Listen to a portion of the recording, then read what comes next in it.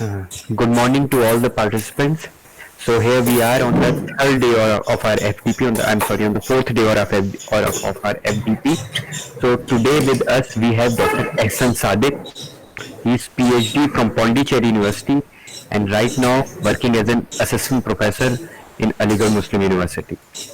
So Ahsan Sadiq, as I know, he is a very avid researcher and has very good publications, and his specialty lies in the area of green marketing.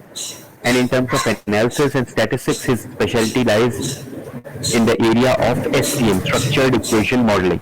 So today he is with us for two sessions. One session will be today and another session tomorrow. These two sessions are in continuation.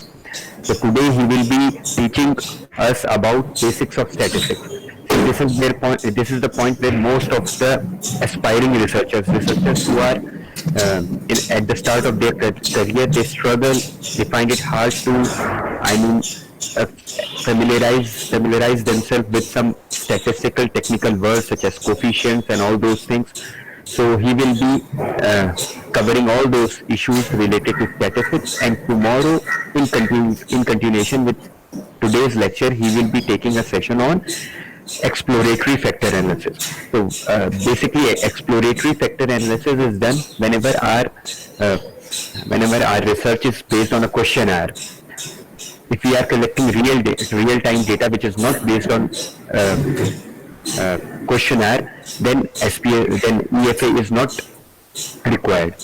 So Dr. Sadiq has given all the participants liberty that they can interrupt because it is an interactive session, as he said, as he told me before the start of this session. So this is an interactive session. So all the participants have the liberty to interrupt him in between and ask questions whenever they feel like. So participants can either unmute them and ask questions directly from Dr. Sadiq, or if they want, they can write their question in the chat box also. So in today's session, there is no question answer session at the end of the session, like we were doing earlier. We had allotted 10 minutes at the end of each session for question answer session. For today's session and tomorrow's session, the participants can directly interrupt in between by unmuting their microphone or by asking their question through the chat box. So without any further delay, I would like to welcome and thanks Dr. Sadiq for sparing time for us. So as an Dr. Sadiq, you can take over from here. Okay. Thank you, Professor Danish. It's been always an honor to be with you and the remote folks. And I feel it very interesting to be with you in dealing with these the basics of the research. So let me start with let me share the slides first.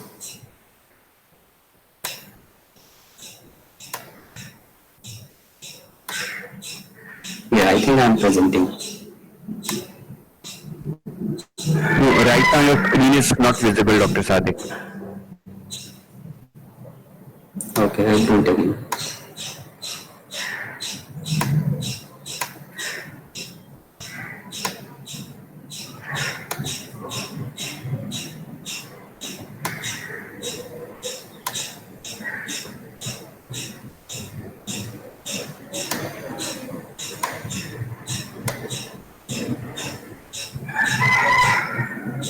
Now it is presenting. Just wait. Okay.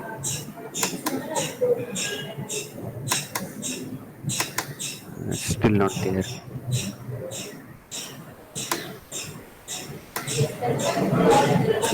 it there now? No, it's still not there. Anwar sir, kindly check at your end. It is okay. It is there. Okay, but I cannot see it. From the participants, is it visible to everyone? Yes, it's visible. Okay. Then it's fine. Okay. Just let the coordinator of this meeting know if you are not able to see the screen. Okay. Participants can write it down in the chat box if they are not able to see the screen. So I'll be starting with the basic terms in statistics. So there are many terms, some terms which are very important in the statistics, and they are used more often or more frequently, like the coefficients, for example. We'll be using the word coefficient many times in statistics, and many times we are using the word statistical estimation, or in other word we also call it as an error. So more often when you will be reading the research paper from a good journal, you will be noting these terms down, that means what is the meaning, and you will be searching on the YouTube or the on the Google site that what is the meaning of error. So then there is a confidence interval. Confidence interval, I have seen the budding researchers, they struggle a lot when they are trying to interpret what is confidence interval actually. And there are a lot of times when you open a research paper, you will see this word confidence interval or the next thing is p-values. So I have isolated these 3-4 terms since I was also a researcher. While I was in Pondicherry University, I started my career as a researcher in Pondicherry University. So I was studying with these terms. So what I decided for this particular session, I'll be dealing with these 4 terms initially, so that you are well familiarized with these terms first, and later on we will dig into the details of the research and we'll move into the practical aspects. So let us start with the term coefficients. So coefficients, whenever there is a word coefficient in the statistics, don't go behind the mathematics of the coefficient. Okay, by mathematics I mean, you see, this is the mathematics. Y is equal to mx plus b plus e. So most of the statistical books, when you go and you will see what is coefficient, or something like coefficient or the effect or the loading, they will explain you in terms of this mathematical equation. So this mathematical equation, many times it's very difficult for the readers to comprehend, because many times you people might not be from the mathematical background, so it is difficult for you. Whereas those who are from mathematical background, they are able to easily interpret. So basically, in our research, mostly this coefficient. By coefficient, we mean the relationship between 2 or more variables. In earlier lectures you had with the Professor Kirmani, you must be knowing now that in our research what we do, basically most of the time we are dealing with 2 or more variables. Okay, so actually what we do, we try to find a relationship between 2 or more variables. So this coefficient is nothing but what it shows the relationship. Okay, what is the this thing, the relationship between 2 variables. So always remember, whenever the word coefficient is used, okay, you always think of in that way, that it is representing a kind of relationship between 2 or more variables, nothing else. Don't go behind the curtain and see what is the mathematical aspect behind it. Okay, it's for the statistician to do that particular thing. Okay, and for you as a marketing researcher or a researcher in management, you just need to know coefficient is nothing but it is defining a relationship between 2 or more variables. Now, coefficient in statistics, many times it is also called as the effect. When you see on the slide, you could see there are 6 different ways by which you can call the coefficients. So they are used synonymously in the research paper or in your thesis, or if you are reading somebody's thesis. So coefficients are also known as the effect. Okay, it is also called as loadings. It is also called as path weight. It is also called as slopes. It is also called as regression weight. It is also called as beta or beta weight. So wherever they are being used, actually means the different terms. Okay, they are used in different contexts.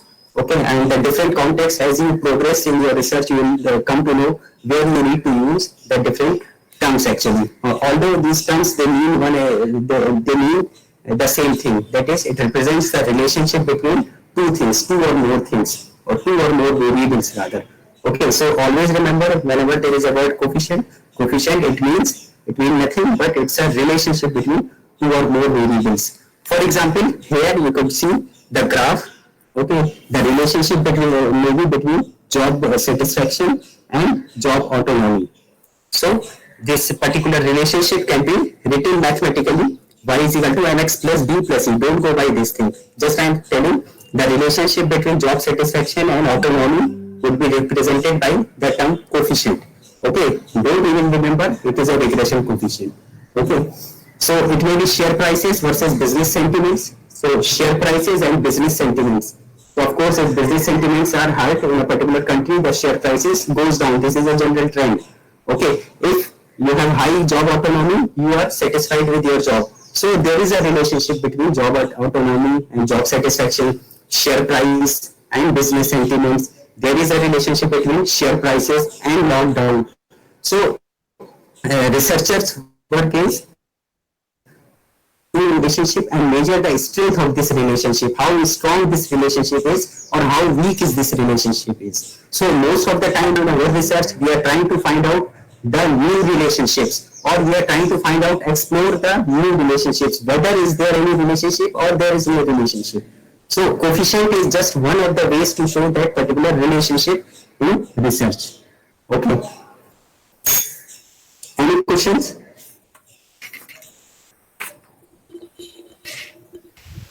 Participants can ask questions at this point if they have any questions. So I think you can continue, Dr. Sadiq. so. I believe there is no question, so I'm moving forward. Okay. Yes, you can, of course.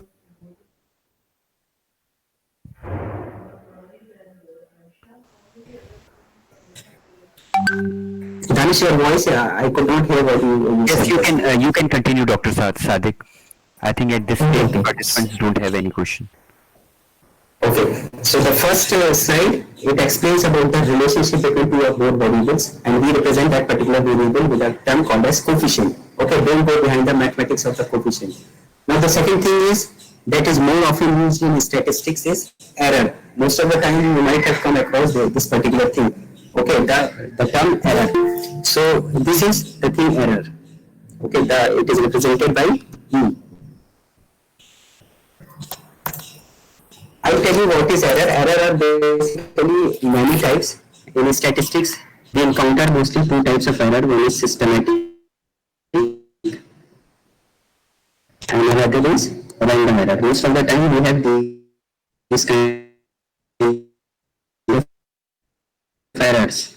Always remember, whenever we try to estimate variables in our research, there is always an element of error. So that element of an error may be from systematic or it may be from random error. I'll give you an example, what is systematic error and what is random error. So, for example, you must have seen a weighing machine, okay, in which you weigh yourself. For example, there is a weighing machine. Okay, that weighing machine may have some problem. Okay, and it is consistently showing the 5 kg higher weight. So your true weight may be, so I'm writing it, your true weight may be, for example, it may be 30 kg. But because of that error in the machine, weighing machine, your observed weight is 35 kg. So there is an error of 5 kg. So this is an error because of the measuring instrument itself. Okay, so we call this kind of error as an error of measuring instrument. So when you are estimating your weight, there is an error of 5 kg. Okay, similarly in this social sciences also and in management sciences also, whenever we try to estimate anything, for example, I am estimating the relationship between job autonomy and job satisfaction. So whenever I am trying to estimate job satisfaction on the basis of job autonomy, I will encounter an error. Okay, that error in social sciences, from where it can come? It can come from your measuring instrument. Your measuring instrument in social sciences is your questionnaire. Okay, you are asking questionnaire from the people, okay, from the respondents, and they are the VCs, they are the human respondents. So there may be many errors, okay, systematic as well as random. So here in case of this weighing machine or weighing instrument, if this weighing machine is consistently showing 5 kg weight, increased weight, okay, over and over, again and again. Next time when you are putting up yourself on the weighing machine, again it is showing 35 kg. So if next time a different participant, when he is putting himself on the weighing machine and his observed weight is 40 kg, it will show 45 kg. So this is the systematic error. So systematic error increases by increasing the sample size. So larger your sample size, more will be your systematic error. So it has been seen that this systematic error, okay, it goes on increasing when we increase the sample size, because it keeps on adding. Okay, each time a respondent or a person is putting himself on the weighing machine, that particular amount of error is increasing, okay, bit by bit. So systematic error is a part of this particular error, or the error in estimating anything. Now there is a random error. Random error, for example, in social sciences, maybe once you are measuring a particular attitude of a person. So that attitude can be measured from questionnaire. Okay, questions in your questionnaire, we call it them as items. So your attitude towards organic food. So once you approach a respondent, that respondent may have something wrong at his home. So he may not be in a good mood to answer your questions. Whereas the other respondents, they may be in a very jolly mood on that day. So overall, what happens due to this jolly mood, and there is and due to some problems at respondent's house, we may get our responses as inflated or deflated.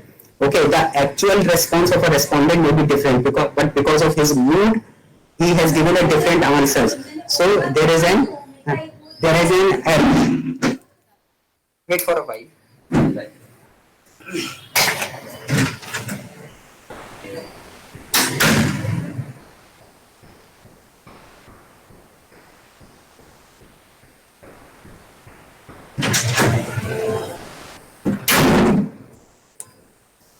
Sorry for the disturbance. So this error, both systematic as well as random. I was telling about the random error. So the respondents sometimes they may be in a good mood, sometimes they may be in a bad mood. So depending upon their mood, they may inflate or deflate their responses. So that response, this is also a kind of error, because it's not representing their true score. Okay. So this error has to be accounted somewhere. So in statistics, we account this error in the form of estimation, and we write down it as an E. Okay. So whenever you do any statistical calculations, okay, like SPSS, or you use any other statistical tool, okay, so these are accounted for. Okay, these things happen behind the background. These your softwares have been engineered in such a way that these calculations, they are being done behind the curtain. So you need not to take care of these things. You need not to manually calculate, but you need to know the concept of this particular error. So always remember, whenever we try to estimate any relationship in a social sciences research, we always will encounter with this particular thing, error. That error may be further divided into systematic and random. Further, systematic errors are many types, random error are many types. But I'm not going into the detail because it's beyond the scope of this particular meeting. Okay, I'm sorry to interrupt you, but can I ask a question from you right at this moment? Yes. So you said this error has two components, systematic and random error.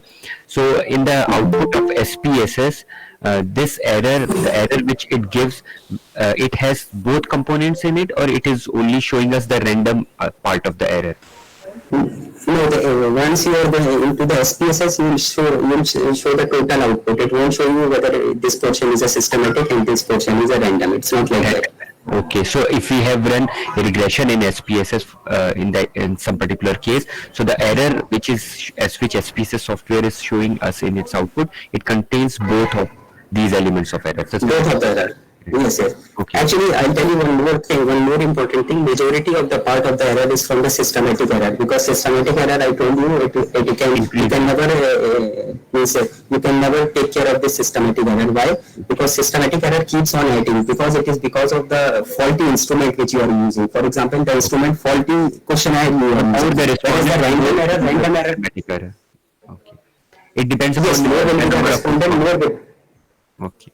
Number of it goes increasing, whereas random error, the magnitude of the random error may be negative as well as positive. I told you, because many times respondents, they may inflate. For example, we have 100 respondents. Out of 100 respondents, 50 were in a good mood when you approach them, whereas the next 50, they were in a bad mood. They had a fight in their home. So they deflated with the finding, for example. So first 50 inflated the findings, next 50 deflated the findings. So overall, because in statistics, in inferential statistics, most of the time we take average. Okay, so when you average them, it will negative, positive, they will cancel out. So random error has a very small portion in the total error. So most of the time it is systematic error which is causing the problem. I hope I have done. Sure. I have clarified. Yes, sure, you can continue. Okay. So that's all about error. Now moving, yes, any question from the respondent, from the participants? I would appreciate if you are having any questions. Yes, can you read it for me because I'm sharing a full screen? So Sriya has asked, sir, if sample size increases, then there is less chance of getting error. So if any evaluated during the process, that is known as systematic. If any evaluated during the process, that is known as systematic error? Question mark. Sriya, can you be more Yes, clear? she can direct. Yes, directly she can ask. Sriya, you can unmute your microphone and directly ask question from Dr. Sadiq.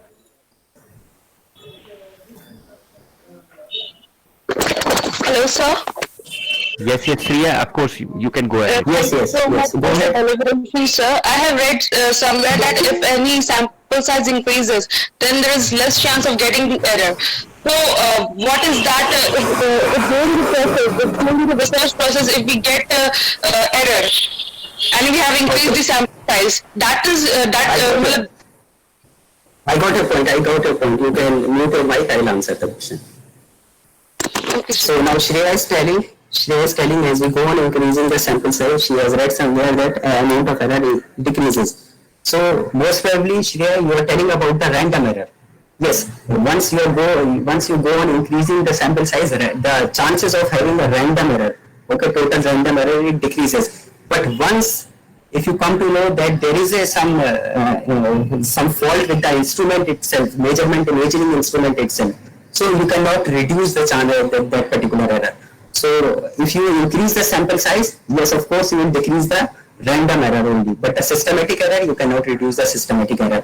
Most of the time in social sciences we less often encounter with the systematic error because it's very hard to identify the systematic error, because unlike in sciences, in pure sciences we have a weighing instrument, for example, we can identify where is the error, okay, we can calibrate it with another weighing instrument. But in social sciences, most of the things they are subjective in nature. So systematic error, it's very hard to find actually. Okay, for example, I say your questionnaire is faulty and there is an issue with the questionnaire. There is a systematic error in your questionnaire. So if I ask which place is having which questions is causing us this systematic error, it is a very subjective kind of question. So it's very hard to tell this particular thing. And most of the time, where the systematic error lies in the questionnaire in social sciences, most of the time it will be researchers' call to take up this matter that this particular place is having a systematic error. So in general, generally speaking, increasing the sample size will decrease the random errors. Okay, whereas systematic error, if it is there in your experiment or in your research, okay, in pure sciences most of the time, if it is there systematic error, it will increase as you are increasing the sample size. For example, you want to know the weight of 100 respondents. So you are asking them to put themselves up on a weighing machine. So each time you are calculating a weight, for example, the true weight may be 30 kg, but due to fault in the machine, it is showing 35 kg.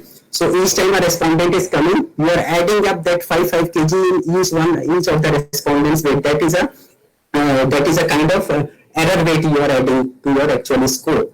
Okay. So this is what when we are increasing the sample size, the systematic error increases. Whereas random error, I told you random error by nature, because it's random in nature, sometimes it may be positive, sometimes it's negative. So most of the time it happens when the sample size is very large, the positives they cancel out the negatives and net effect we get zero. So random error decreases as we increase the sample size.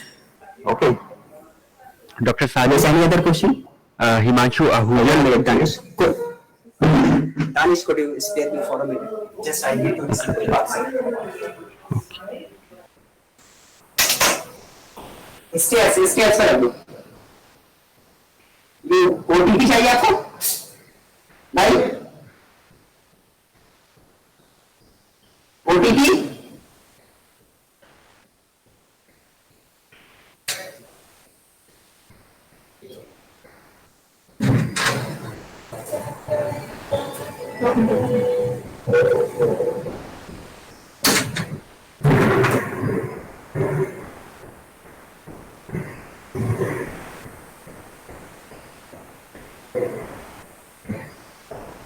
भाई OTP no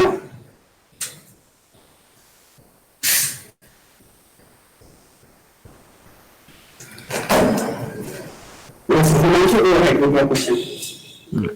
So Himanshu Ahuja has asked that in social sciences, do we only deal with random error? And the second question he has asked is, can you call the entire error as random error or not? No, we cannot call it the entire error as a random error. I told you, miss, it's hard to identify the systematic error. It's not like that there is no systematic error. So we should realize, we should acknowledge that there is a systematic error, but on the same means, on the other hand, we should also acknowledge that it's very difficult to identify the systematic error in social sciences, because I told you it will be a subjective evaluation. So different scholars will have a different viewpoint. Okay. What is the next question? Random error. Hello? Yes, he has asked the second question is, can we call the entire error as random error? No, you cannot call strictly in a strict sense. You cannot call the entire error as a random error. You will say it as a. I hope Ahsan Sadiq, Dr. Ahsan Sadiq has answered your question, Himanshu. Okay, thanks. You I can. really appreciate it. Okay, I would really appreciate if the participants directly are asking the questions. Okay. Okay. Okay. Participants directly unmute their mic. Yeah, yes, you can go ahead, Dr. Sadiq. So till now what I have explained that this particular coefficient is nothing but it explains the relationship between two or more variables. Next I will tell you that while we are estimating or while we are calculating this relationship between two or more variables, we always encounter with a thing we call it as an error. So always remember when we are estimating something. Sadiq, I'm sorry to disturb you. There's some kind of disturbance. Your voice is not stable. It's not very clear. Okay. Now is it okay? Now it's fine. Okay. So always remember whenever we are estimating any relationship between two variables. Okay. So see, you always remember it's very simple. Why you are doing research? In order to find a relationship between two variables. Most of the time we want to see some relationship or explore some new things in your research. New things means again the relationship between two or more variables. So once you are estimating that particular relationship, you will always encounter an error. Okay, why there is an error? I told you why there is an error. There may be a measurement error. Okay, because of your instrument. There may be a systematic error. There may be a random error. But these measurements and all, they are a part of the systematic and random error. So I told you the systematic error, it's hard to identify, but it exists. Okay, because of the subjective evaluation, you cannot identify it. Whereas random error, by nature, because it's random, they cancel each other if the sample size increases. That's why the lady asked the question why at some place she has seen that as she goes on increasing the sample size, generally error decreases. So that means that most of the time the random error might have decreased. Okay. So now the next thing, the third slide is related to confidence interval. So this confidence interval is also, this thing is also very important, and many times I have seen the researchers and the students, they go crazy about this particular confidence interval. They say this is really a weird term, and even many scholars, they take around 2-3 years in order to identify what actually is this confidence interval. So always remember, it's very simple, just you follow me. It's nothing but you have already seen that while there is an error. In order to represent how we are reporting that particular error in our research thesis, we report that particular error in our research thesis using confidence interval. So confidence interval, so the error while we are estimating or predicting anything is represented by confidence interval. Okay, for example, if I am saying that I am 95% confident that the true value of the estimate falls somewhere between estimated value, then your true value or the relationship or the coefficient is somewhere between lower end and the higher end. Okay, so confidence interval basically is represented by in percentage terms. So if you are 95% confident, it means that the true value of the coefficient lies between a particular range. Okay, so I give you one example on the slide if you could see. Always remember, as our confidence requirement increases. I'll give you an example, then I'll explain this thing. See this weather example, which is there on the slide. So if you want to be, for example, if I'm into a department, meteorological department, and Professor Danish has asked me a question, Ahsan, what would be the weather tomorrow? So what I will be telling Dr. Danish, I will be giving an answer that tomorrow the weather will be in between 70 degree to 80 degrees Celsius, for example, or 30 degree to 40 degrees Celsius. So for example, I gave this answer to Danish. I said I am 95% confident that the weather tomorrow will be in between 30 degrees Celsius to 40 degrees Celsius. But again, this is nothing but it's a forecast. Okay, so my true value, maybe I said my true value will be in between 30 degree to 40 degree. Okay, when I say true value, it's a true value of the relationship, the coefficient I am telling. So I am telling Danish the temperature may vary between 30 degree to 40 degrees Celsius, and I am 95% confident. I gave this particular statement. But I know that this is a weather, and the weather may be 29 degrees Celsius as well as it may be 41 degrees Celsius. So the confidence, the interval range which I told just now told Danish that 95% confidence that the weather will be between 30 to 40. So I could be wrong. Okay, because the weather may fall in the 5% where I was not confident. So Danish told me, can you tell something about with more confidence on what level or on what range that particular temperature will be tomorrow. So I will tell Danish, okay, I will tell you with 99% confidence that the weather, the temperature will be in between 25 degrees Celsius to 45 degrees Celsius. So here what I did, the moment I increased my confidence in observing something or reporting something, what I did, I increased my confidence interval. So you see here at the lower hand side of the slide, you have two examples. 2n in between 0.234 and 0.567 and 2n in between 0.124 and 0.718. Okay, so here what is there? There is a greater interval range. Here there is a lesser interval range. Okay, so here I am less confident. Here I am more confident.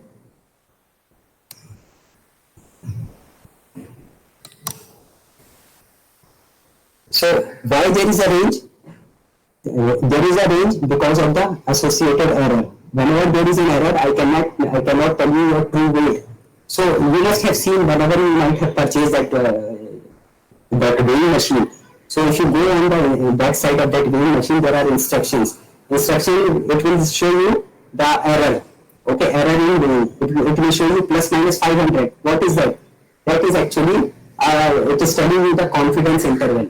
Okay, your true value may vary in between plus 500 to minus 500. For example, you purchase a weighing machine and at the back side of that weighing machine you saw it is written that your weight may vary in between plus minus 500, or they will show the error is plus minus 500. I have a weighing machine in the instructions portion, it is there plus minus 500. So you can always infer from that if your actual weight is 30 degree, if your actual weight is 30 kg,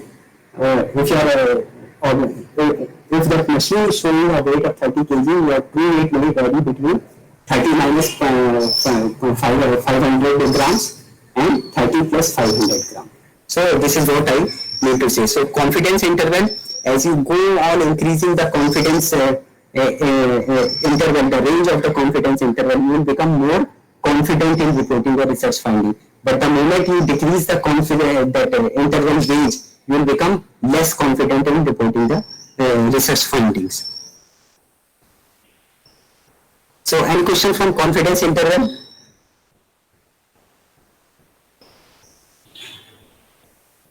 I'm ready to repeat this particular thing again if the respondents desire so. Participants can ask question from Dr. Sadiq directly by unmuting their microphones if they have any questions regarding confidence interval.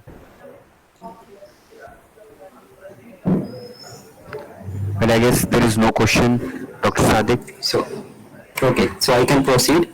So I always remember it's Yes, who is this? Yes, yes, go ahead. This is Himanshu.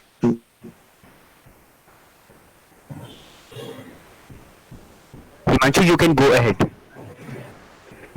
So I wanted to ask, in any research work, how do we actually decide what should we keep as the level of the confidence interval? Yes, I'm saying in any research work, how do we decide Actually, in social sciences, that by we should standard keep? it is 95% confidence interval. And in medical sciences, you need to be very extra precautious. So you carry the works on 99% confidence interval, because there you are dealing with the drugs and the technical and the trials, okay, clinical trials. You see there is a clinical trials of COVID vaccine now going on. So they most of the time they rely on high confidence interval. They want to be more confident. Whereas researchers in social sciences, they don't have such kind of implications or the outcome of the research. Okay, so here we deal with the 95% confidence, or even I have seen many researchers they deal with 90% of the confidence interval requirement. Whereas in medical sciences, in clinical trials, we want to be extra sure, so we should be confident about our results 99%. Yes, I hope that I've answered the question. Himanshu?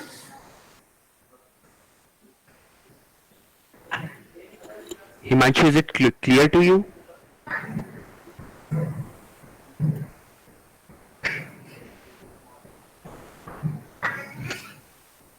Hello, Himanshu? Himanshu, is it clear to you?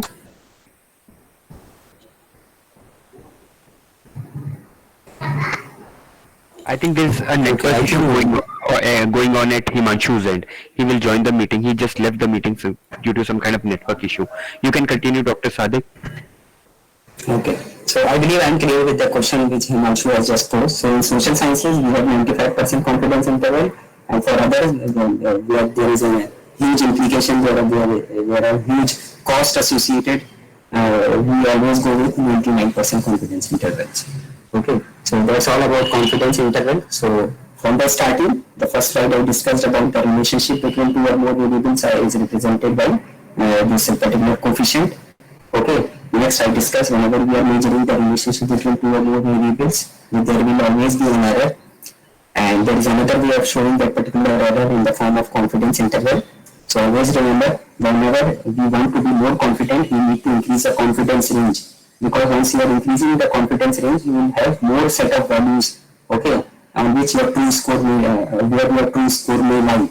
So you need to increase the interval by confidence range if you want to be more confident. So you see the first on the slide, I mentioned that it is harder to be confident in a small range because there is less room for error.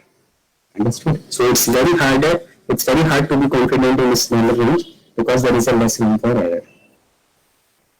So associated with the confidence interval are our p-values. Okay, many times you might have seen these p-values in the research. So what are p-values? P-values are actually nothing but they represent the probability that there is no effect or there is no relationship between the variables of the study. Always remember why we are doing research. We are doing research because we need to identify some kind of relationships. Okay, nobody starts a research project with the objective to identify no relationship. So always remember we are doing research in order to identify some sets of relationships, some new relationship, and exploring the relationship. So this p-value, what it represents nothing but it shows that there is the probability that there is no effect or there is no relationship. So since we want to show that there is some effect or there is some relationship or something going on between the variables of the study, we want our p-value to be very, very small. So always remember we want our p-value to be very small. So once the p-value is very small, it means there is something going on between the variables. There is some relationship between the variables. So always remember whenever you encounter p-value in statistics or when you are doing some programming in statistics like you are using SPSS, a researcher's objective would be to get a lower p-value. When I am saying researcher's objective is to get a lower value of p, it doesn't mean that he should tailor it. Okay, it should come automatically from the data. You should not write down on your own that and report on your own. Okay, don't fabricate the data with by showing a relationship, significant relationship where actually it is not. Okay, so p-value, we have always remember p-value is nothing but a probability that there is no effect. So, but researchers, they want to show that there is an effect, so we want the value of p to be very small. So, as a literal example, I have given you in the lower side of the slide, you could see here a p-value of 0.09 means that there is a 9% chance that there is nothing going on. So, there is a 9% chance nothing going on, and there is a 91% chance that something is going on. Okay, there is a 9% chance there is nothing going on. So, but there is a 91% chance that there is something going on. If I am a 95% if I want to be if I want to say this thing, or I will discuss this thing later, otherwise you will get confused. Okay. Now I want to combine this particular coefficient, the confidence interval, and the p-values. So point by point, confidence interval is nothing but a range of possible or likely values for a coefficient based on the context of our data and study. So confidence interval, don't remember this word coefficient. Okay, in place of coefficient, you can always replace this word coefficient with the relationship between two or more variables. So the confidence interval in your researches in social science, it will tell you a range of possible values or likely values for a relationship between two or more variables based on the context of your data. Always remember, higher the confidence we require, the wider range of possible estimates for the coefficient we have to provide. Okay, I told you, if you want to be more confident, you need to increase your interval range. Okay, so one thing that is very important, since we are discussing about this range, okay, and that range may even have a value 0. For example, this, you see the example here. Now notice, if your confidence interval contains 0, okay, if your confidence interval contains 0, it means that there are some chances that your relationship between the two variables may be 0, or there is no relationship between the variables. Sorry to interrupt you in between. We have a question from a participant. Yes. Tuba Sheikh, Tuba Sheikh, she has asked, sir, how do we calculate confidence interval? I think you have already answered this question, but if you can please again. Tuba, actually, in actual sense, you need not to calculate all the things which I am telling you here. Okay, they will be automatically done for you by the softwares which are there. Just you need to remember the concept that confidence interval is nothing but the error. Okay, it will show you the error. Okay, the moment you know how to measure an error, okay, so you will know what is confidence interval. So calculating the confidence interval is not your task. It will be done by the your software. Okay. So just you need to know what is confidence interval. Confidence interval will show you your confidence about the set of values, that whether your true value will lie in between range or not. So if you want to be more confident, you need to increase the confidence range. Okay, it's all about how you are reporting, whether you are reporting at 95% confidence level or you are reporting your findings at 99% confidence level. This is more important. At what level of confidence you are reporting your findings. Okay, so you always be sure, if you are doing the research in social sciences, you need to be 95% confidence is enough. So, but if you are doing the same something in clinical researches, for example in drug trials, you need to be 99% confident because the outcome or the implications of prescribing the wrong drug are very high. Okay, somebody may die or there may be many deaths. So you want to be extra precautious. So you want to be 99% confidence in those cases. Whereas in social sciences, it may be 95% confidence. As far as the means how to calculate, you need not to calculate. Okay, I told you initially, don't go into the statistics. Just you need to interpret the things. You should know how to interpret the things. Okay, that is what I am telling you about in the basics of the statistics. Okay. I hope I have answered the query. So Tuba, if I can add, Dr. Sadiq, Tuba, most of the times, as Dr. Sadiq has said, that in social sciences, in case of social sciences, we generally we generally go with 95% confidence interval. Okay, thank you, sir. It's clear now. You can continue, Dr. Sadiq. Okay, question from anyone else? Anyone else? If he or she wants to ask question? it is the time.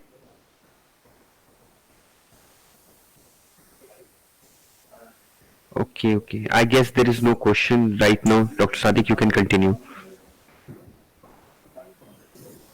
Okay.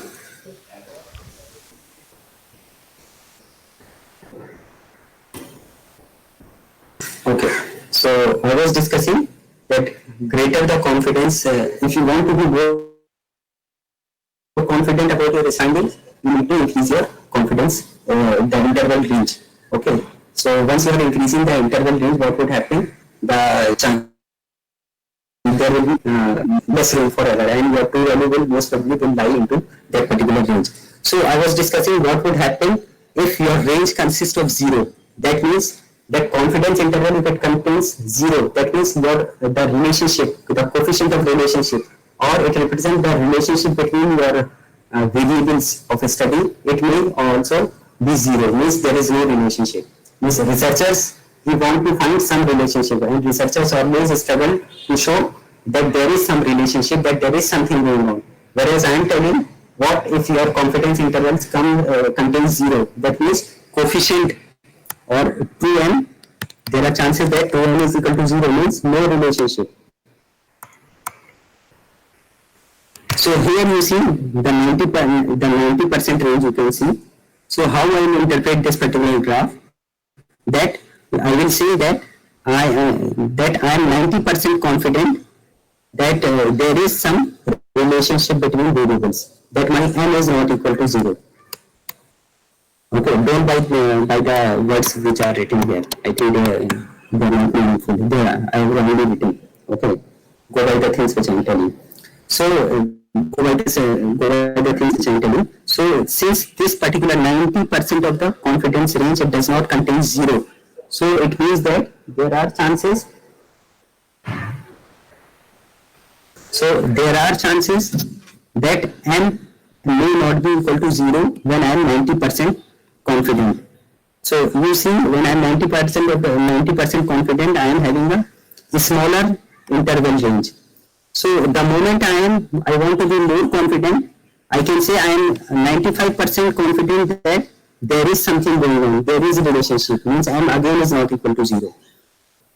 But the moment I increase the confidence range, I said I cannot say at this moment that I am 99% that there is something going on, because this 99% contains 0. So n may take up the value of 0 in this 99% confidence interval. So I am 90% confident that there is something going on. The relationship is there because there is no 0. N is not equal to 0 and 90%. I can also say that I am 95% confident that n is not equal to 0. Means there is some relationship between the variables of the study. But the moment I am having 99% confidence and I increased my interval range, now I am accommodating the value which can be 0. That means the relationship between the variables of the study may show that there is no relationship. So I cannot be 99% confident that there is a relationship. Yes, any question on this from the participants?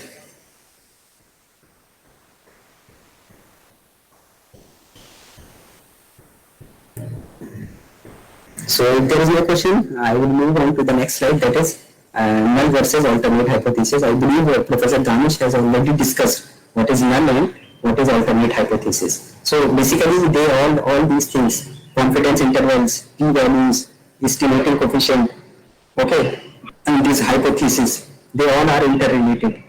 So I am having 1 or 2 slides on null and alternate hypothesis also.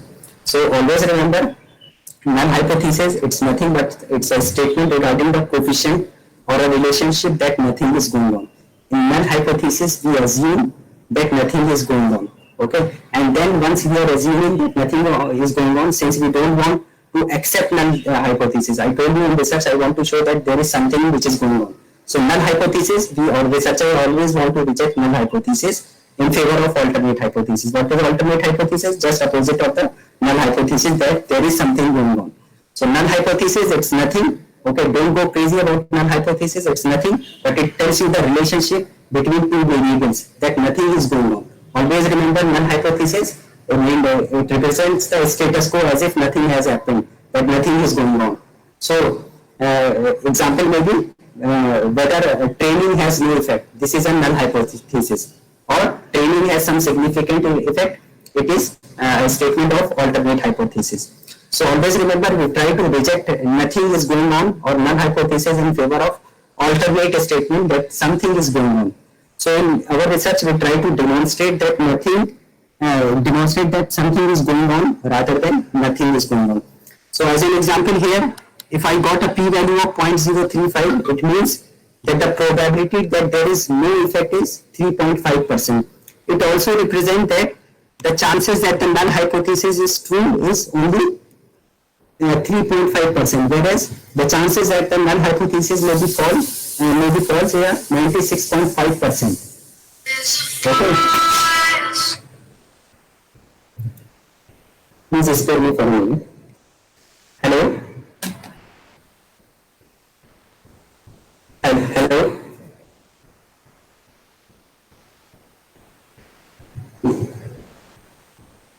Ma'am, please call me after some time.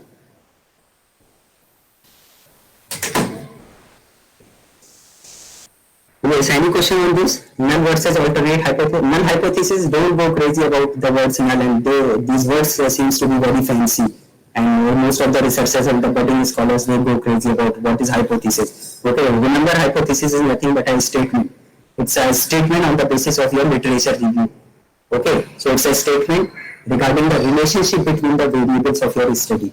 So you try to prove null hypothesis wrong and in favor of your alternate hypothesis that there is a relationship. So how they are interrelated? P-value, if your P-value is 0.035, it means that the probability that there is no effect is 3.5%.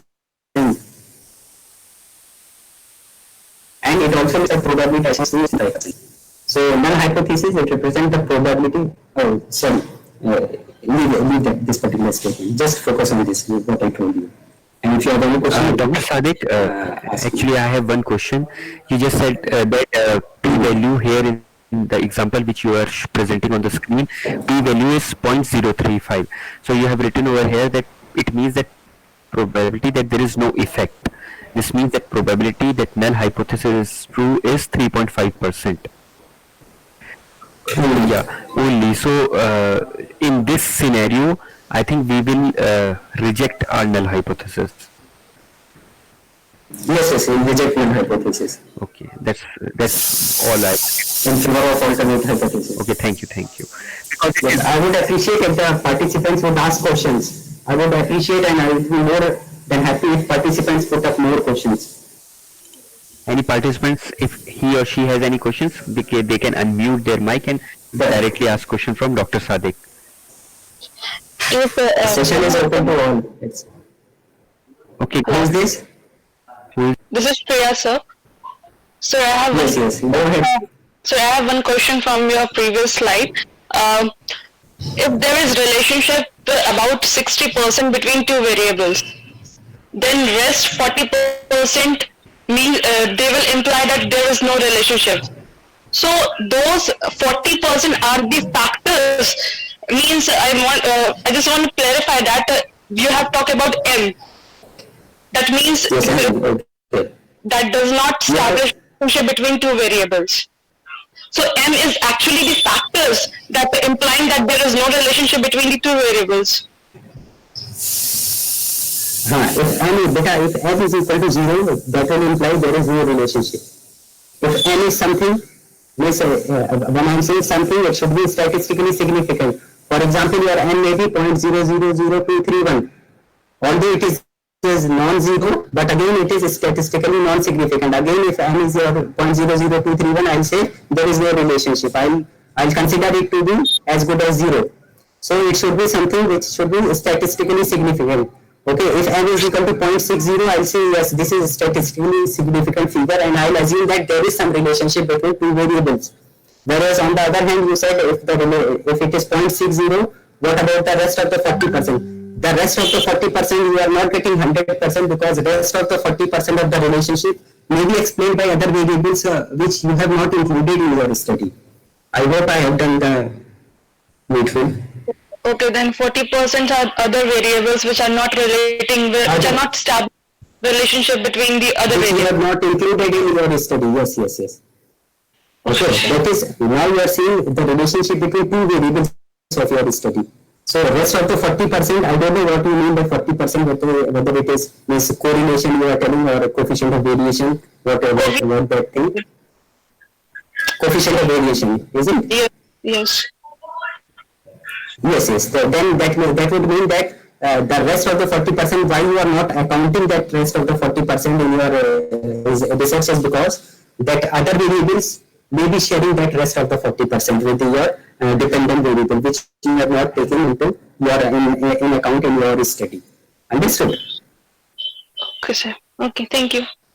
Okay, welcome. Any other question?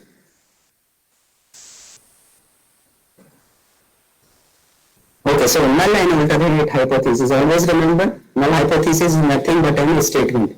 Okay, don't go crazy about these null and hypotheses. These are very fancy terms. Don't go crazy about them. Now, difference of means test I am not undertaking because I know that Professor Danish will be engaging with that sessions on difference of means test. I think. Yes. On the last day of FDP, I will be conducting a session on difference of means test through ANOVA. Okay.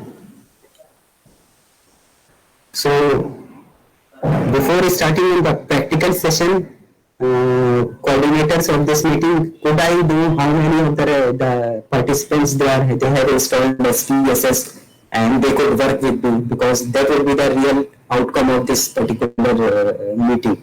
Because if participants are not able to do or move accordingly as per my movement, then again it will be nothing but they will see and after some time they will forget.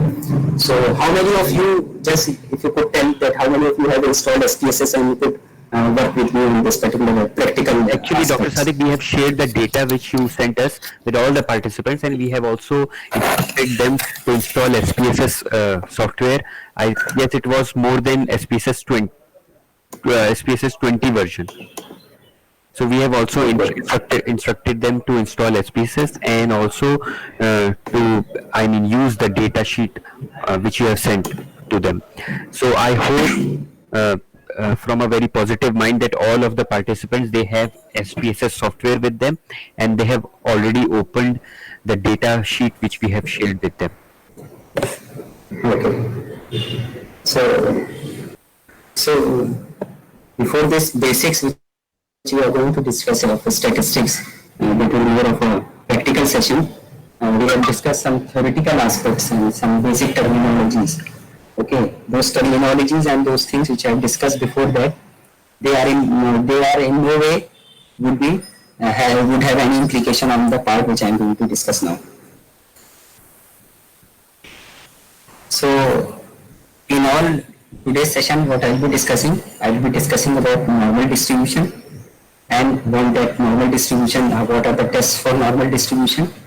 Okay, I will be discussing something about skewness, kurtosis, outliers, and I will be discussing about missing data, unengaged respondents, and how to deal with the missing data, unengaged respondents, and the outliers.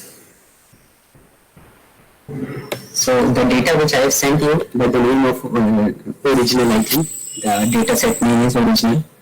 Okay, the data set relates to this particular model, and in this model we could say there are many variables. We call them as a variables of a study. Okay, first, second, or I will do first, second, third, fourth, fifth, sixth, and seventh. These are my variables of a study. Okay, these we call as independent variables. Okay, playfulness and anxiety are my independent variables, and information acquisition and decision quality are my dependent variables. Whereas usefulness and comprehensive usage, they are my mediating variables. Okay.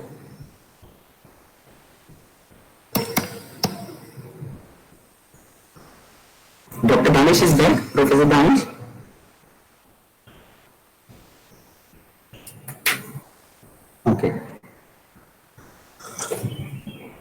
So the data set which I have sent you, it is about how people use Excel, and this data was collected from a college going student from a graduation first year, I think, in the BA BSc for first or second year. Okay, that particular data set, it relates to many variables. We have measured respondents playfulness with the Excel. That means how much playful they are when they use Excel. Then we have measured respondents anxiety, how much anxiety they have when they use Excel. Then comp use is another variable that measures the comprehensiveness of their usage. That means did they use lot of features of Excel or not. Then usefulness, it means how useful they are perceiving is Excel. Okay, then information acquisition, it means what kind of information people are getting by using Excel and what kind of decisions they are making, whether a high quality decision or a low quality decision by using Excel. So this will be the model. Okay, and I will be referring to this model again and again. You can take a screenshot of this particular model. Okay, so these are the variables which of the model which we are discussing, the data set which I have sent you. Now, for example, you have now collected the data. Okay, and now you have fed your data in a sheet. Many times what happens, respondent, they don't respond to a particular set of questions, or particular set of respondent, they don't respond at all. So in your Excel, you are not going to put anything until unless it is scientific and logical.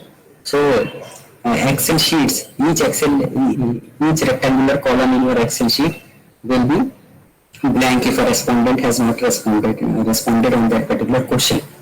Okay, so missing data, it is a statistical problem. So if you are missing much of your data, it can cause many problems. So you cannot run your structural equation modeling, or there may be some problems in running your regression. Regression model won't be having problem, but you cannot estimate the higher order version of regression, that is structural equation modeling. So most of the statistical tools, they require a certain minimum number of data points in order to complete the estimates. So each missing data point reduces your valid n, that is sample size, by 1. So let us directly go to the data and see how to handle the missing data. Once you are missing a particular data, how to handle that particular missing data.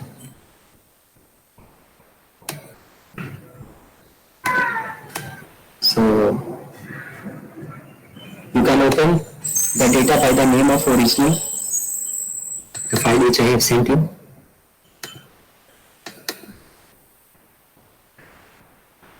So this is the original data.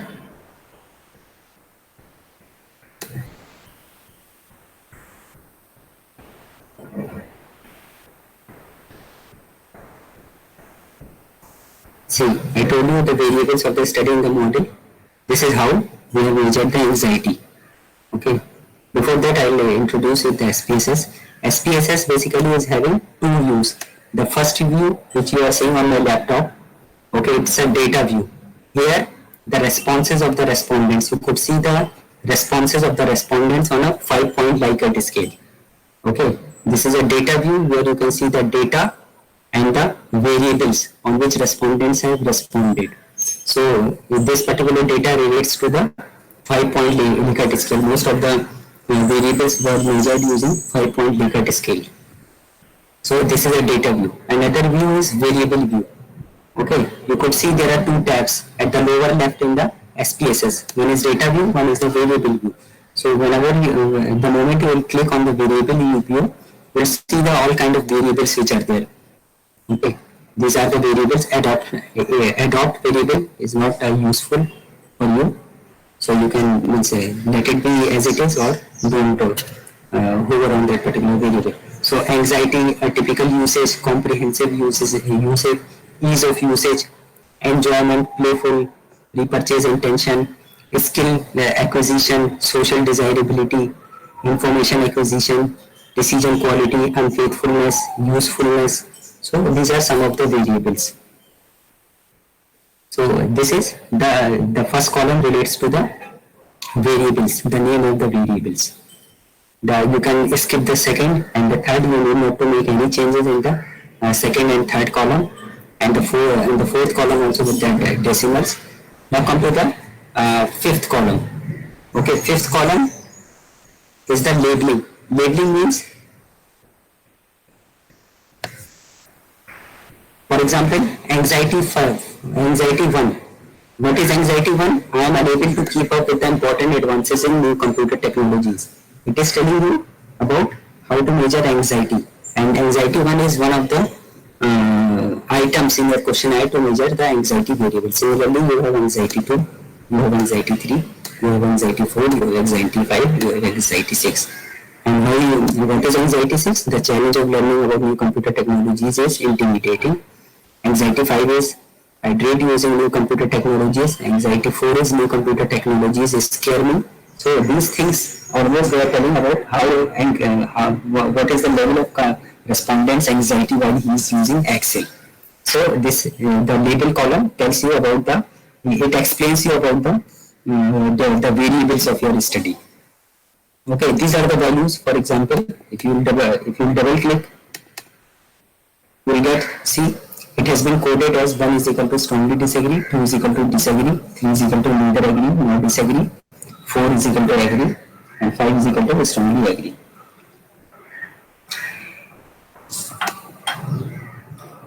So that's all. And this one more thing, how it is measured. Whether it is measured on nominal scale. Nominal scale is nothing but, for example, all the categorical or the categories type of scale, we call it as a nominal scale of measurement. For example, marital status, married or unmarried, it is a kind of nominal scale. Okay, in nominal scale, married don't have any advantage, or married doesn't mean it has an advantage over unmarried. Okay, similarly, gender is a nominal scale. Male and female, it doesn't mean male is at higher level or female is at lower level. So nominal scale, it only a representation. Okay, it represents that particular category. It represents a particular category. Okay. Whereas others, Likert scale, you can put Likert scale into ordinal category as well as scale category. Okay. There is a dispute among scholars whether it is an interval scale or an ordinal scale. Some scholars they say it's an ordinal scale. Some scholars they regard it to be a interval scale. Okay, so you need not to go into that dispute, but at the same time you should know that they say Likert scale is a kind of scale where some scholars they say it's an ordered ordinal scale. Okay, whereas some scholars are of the view that it is an interval scale. So I'm not going into the dispute among the scholars. So let us start the first thing first. That is, I was telling you about the missing data, the cases of missing data.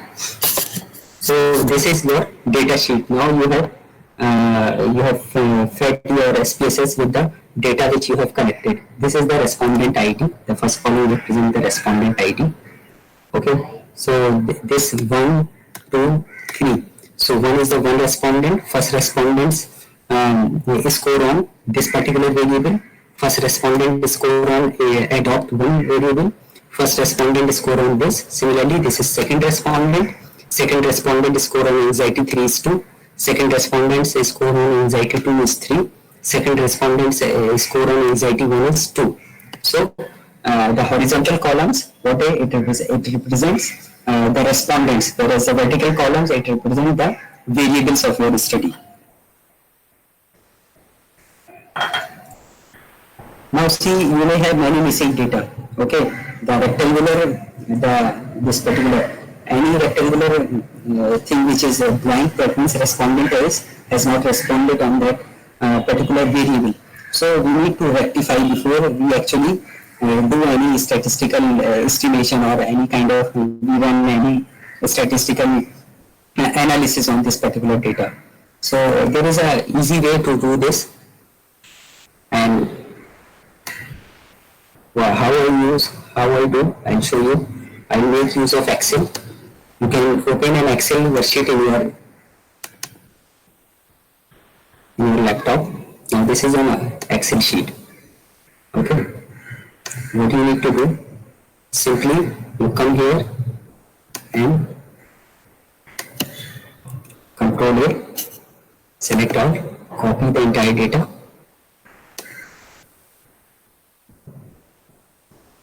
and paste here.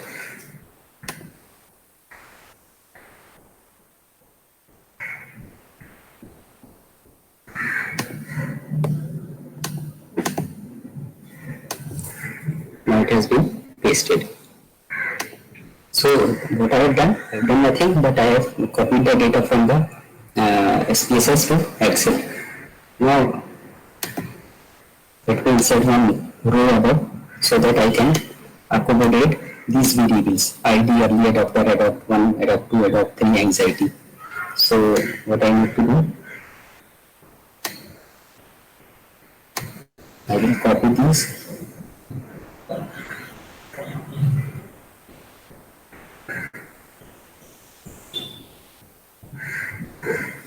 You copy all, and then again open your Excel, another sheet, just simply copy, paste, open copy, you can transpose it, and move from vertical to horizontal direction. Now you can copy it, and move to your sheet and paste it here. Now you can actually sense. So this is anxiety 1, this is respondent. You can have a respondent's ID also. For example, this is 2, this is third respondent, this is fourth respondent. You can make use of Excel by selecting 1, 2, 3, 4 cells together. Then at the lower end, right hand side, there is a tab. The moment you move your mouse over that tab, you get a plus sign. You just put the mouse over that particular point and double click. So the moment you double click, it will automatically have the numbers. Okay, so I have total number of respondents 381, and this is my respondent ID, for example. And these are the variables of the study. So let me freeze the first pane.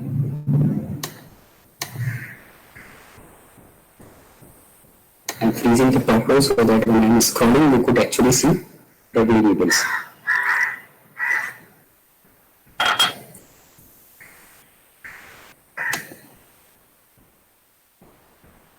Now my purpose is to see who has not answered a particular question. So what I will do for that, I'll go at the end of this particular data column, the last column, and I'll make it as a missing values.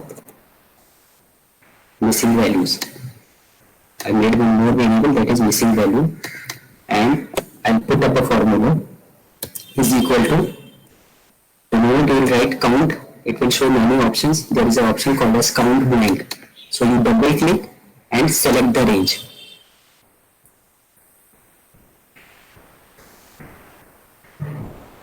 So I have selected all the variables. You can see I have selected all the variables except ID.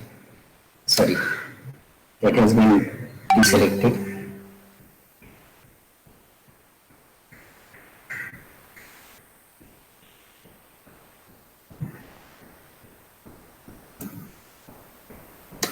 So you could see the value 0. It means there is no such box, rectangular box, okay, which is blank. 0 means there are 0 blanks. Okay, again I will repeat the same thing. You go, the moment you see the plus sign, you just double click this plus sign.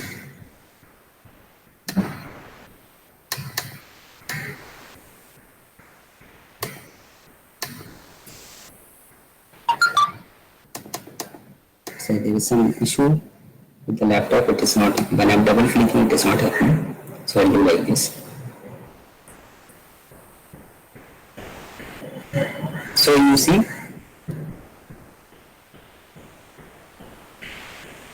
this particular respondent has one rectangular box which is blank, means this particular respondent has not answered one variable. Let us see which variable he has not answered. See, there are other ways also to do this. The other ways are like just you scroll down and you use your naked eye to is called on the respondent and see who has not answered. See, this respondent has not answered on this particular variable. That's why the moment you apply the formula count blank, you get 1 here.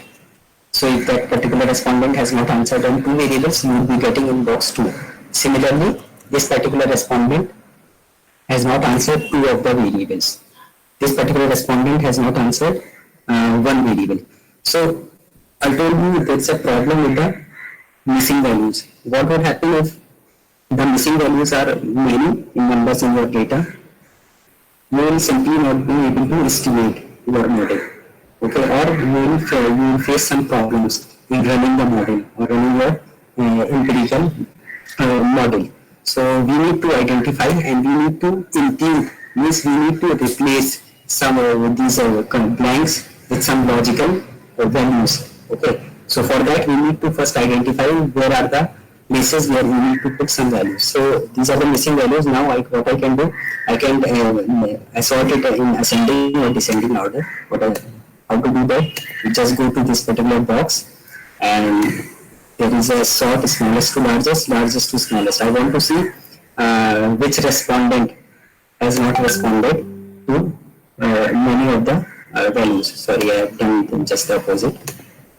Largest to smallest. I don't know why it is not happening in this particular laptop. So these are the respondents. When I'm sorting, they should come up. Okay, but here it's not happening. I don't know what's the reason, but in your laptop it should be there. I'll try again.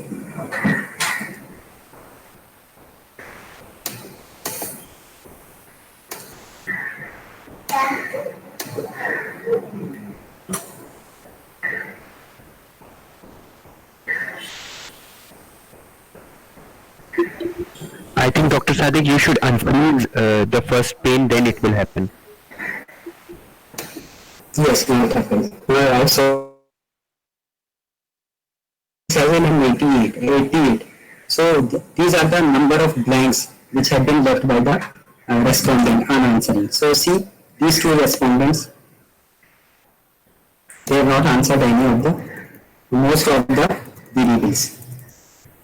So now you need to take decision on these kind of respondents. How to decide? The decision you need to take if a particular respondent has missed around 20%.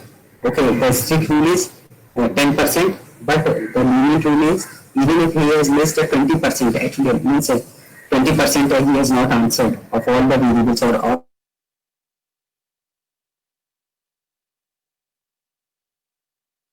these things in your report which you are making.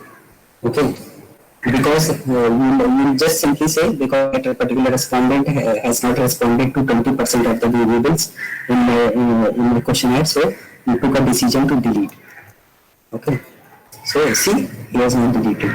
He has answered very less. So these are the respondents ID 379, 380. What I will be doing, I will be simply deleting them. So delete it. Now rest of them, this particular respondent has not responded in 2 of the questions. This has not responded 2 of the questions. So but they very well within the range of less than 10%. So less than 10%, what I can do, I can go for imputation. Okay, let us go to the slide and I need to see if I am missing anything. So missing data, it's a statistical problem. How you will see the missing data? Just now I have showed you. Okay, just copy paste the entire data in your Excel and then use the formula count blank. Through count blank, you will be able to know which respondent has not responded to your questions, and you can always use the sorting. Okay, largest to smallest or smallest to largest. So what are the logical problems?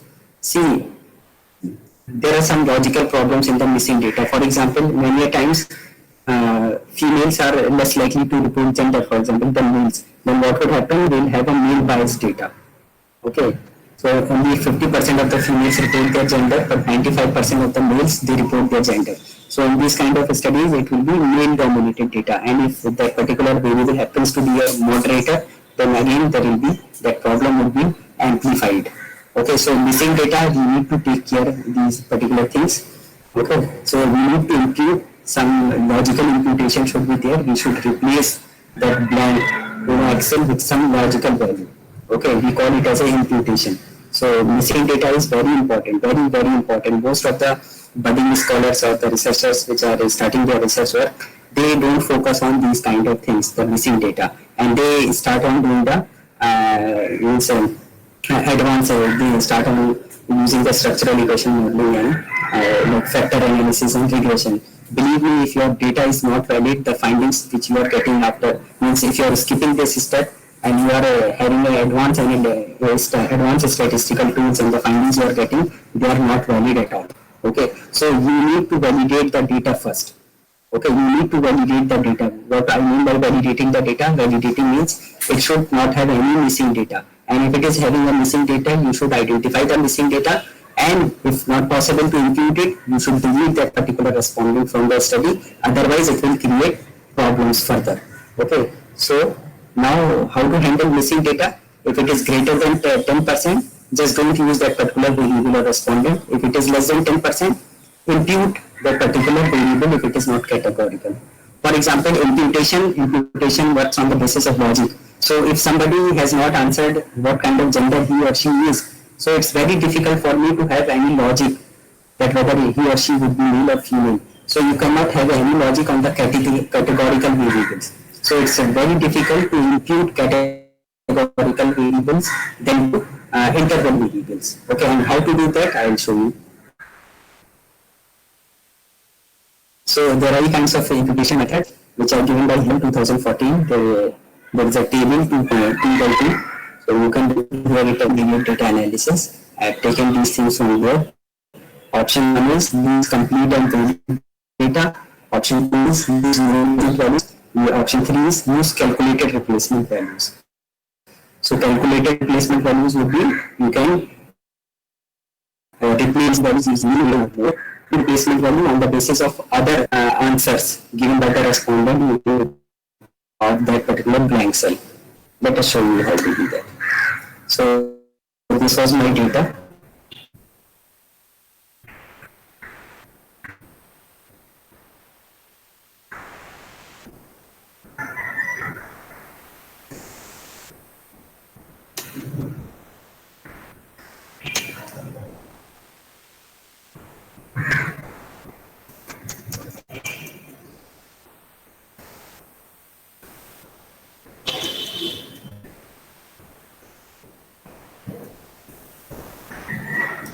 See here, the first thing is social desirability 7. So some respondents, one of the respondent has not answered this particular thing. Social desirability 7. So we need to impute this particular thing. We need to put at place some particular variable so that it should not have any problem. One thing you remember, this social, you should remember this particular thing. See, this social desirability is actually a construct. And construct, how do we measure a construct? We measure a construct by series of items. Items means series of questions. Okay. So social desirability, what is social desirability? Social desirability is nothing but socially desirable way of answering a particular question. So if I am asking you, do you spit on road? So there will always be a socially desirable way of answering this particular question. So this social desirability bias, this particular thing we have put in a questionnaire to measure this particular social desirability bias. Okay, so social desirability is nothing but a socially desirable way of answering a particular question. So always remember this social desirability, they reflect a construct, these items, social desirability 1, 2, 3, 4, they represent social desirability construct. And these construct most of the time they are reflective in nature. Always remember, most of the time when we are dealing in our research, we are dealing with the reflective constructs. And the reflective constructs, they are nothing but the mirror images of each other. So reflective constructs, they are nothing but the mirror images of each other. So once a construct is our mirror images of each other, that means one construct is equivalent to each other. So if, for example, social desirability here is being measured by 9 items. So if it is being measured by 9 items, that means item number 8 and item number 7 are mirror images of each other. So that's why many times we might have seen that we delete some of the items if they are not fitting our data. Why? because it's a reflective in nature. The constructs which we use most of the time are reflective in nature, and most of the items which are measuring the construct, they are mirror images of each other. So deleting one of the items will not have any significant impact on overall measurement of that particular idea or the construct of the study. So what I can do, I can either delete this social desirability, or I can impute. How I can impute? I can impute on the basis of these answers. Since, see, respondents, when they are answering a reflective construct, they have to be consistent. So if a respondent has answered in a sense of strongly agreeableness, or in a sense of strongly disagreeableness, see, you cannot be consistent once you are answering is strongly agree, okay, as well as strongly disagree to the same idea. For example, attitude towards organic food. So your attitude towards organic food may be either positive or negative. You cannot have both positive or negative. So similar is the case with the constructs in the social sciences. So a respondent, a rational respondent will maintain the consistency. He will either answer in the positive sense, or he will answer in the negative sense. So what we will do, we will see the frequency of his answers. For example, he has answered social desirability as 2, and social desirability 2 as 4, 4, 2, 4, 4, 4, 4. So if we calculate mode will be 4. So I can put the value 4 here. This is one of the ways. So what will be the reference? The reference will be the known replacement values. We are using here the known replacement values. Okay. Any question here? Yes, any question? Respondents can ask any question from if they like to.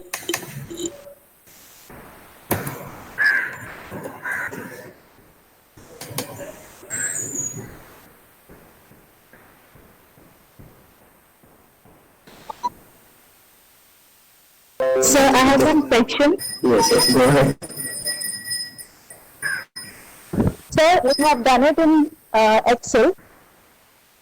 Can we do the same procedure in SSIL? Yes, I will. How to do this? Yes.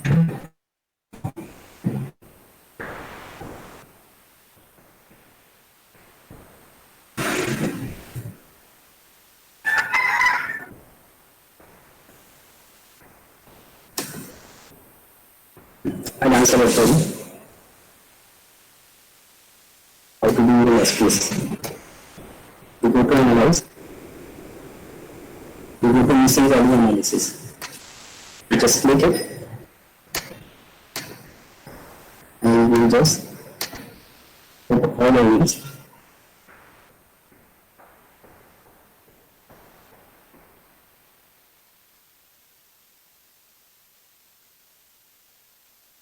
Rest of the things as it is, and say OK.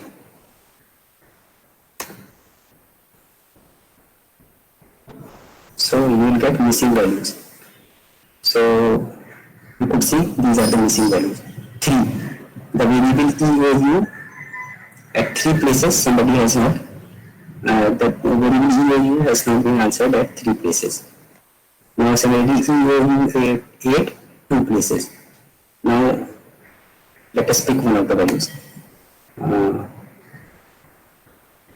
EOU 6. Okay, let us go to EOU 6.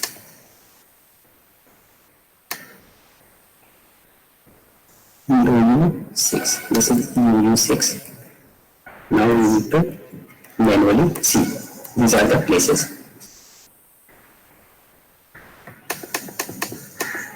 So EOU 6 has not been answered at 2 or 3 places. So these are the 2 places where respondent has not answered. Okay, respondent number 22 and 23, they have not answered EOU 6. So my work is how I will impute this particular thing. I need to place some value. Okay, how will I place some value? I will calculate the mode of mode of the responses of the respondent on other items of the same construct. So 4, 2, 2, 4, 3, 3, 3, 3, 3, 3, 4, 2, 2, 4. So I think most probably respondent would have answered it in 3. Okay, if the respondent is rational, he would have answered it in this manner. Okay. So any question how I have put 3? Any one of you? Any of the participants? If you want to ask a question on this, you can ask. Yes, sir. Ma'am, you are asking the question. I hope it is clear how to do it in SPSS, or shall I repeat? Yes, sir. No, sir. It's clear. Sir, I just want to know, sir, do we have to report it Yes. that we have imputed Yes. just like the missing values? Do we need to tell about the imputations also? Yes. You need to tell about the imputation, that you have done an imputation. Okay, using mean replacement value. Go to the slide and option 2. You see, you have imputed using mean replacement value, and you can give a reference of year April 2014. Okay. Okay, sir. Thank you. And there are other ways also. If instead of 3, for example, you don't want to replace it with mean replacement values, so you go again the output which we have generated from the SPSS. Here you could see mean also. So EOU 6. Go to EOU 6. The mean is 3.22. Okay. So since this is this Likert scale is a kind of ordinal scale, and it cannot take a value of 3.22. So most probably the whole number which is nearby to 3.22 would be 3. So again, if you are using calculated calculated replacement value, for example, use calculated replacement value using mean, again the value would be same 3. So in that case, if you are using this approach to put the value 3, you will write down that we have used calculated replacement value approach to impute the data.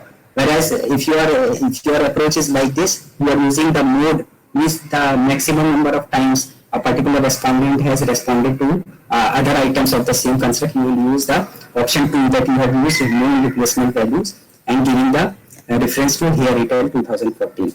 I hope I am clear. Yes, sir. Thank you. Okay, welcome. Any other question? Yes, any other question?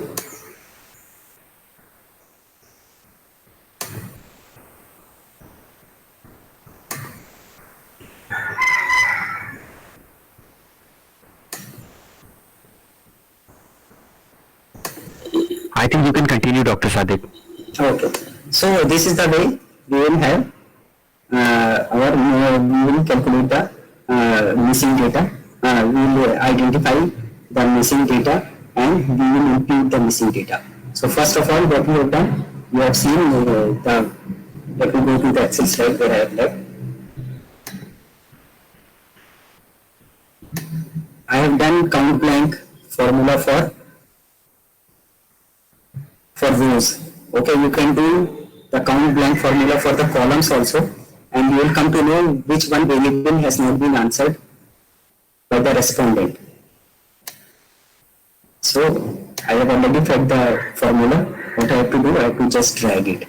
So I am dragging it. So I will drag it only for Likert scales, because categorical scales we can not impute. So C000, nothing is blank, nothing is blank, nothing is blank, nothing is blank.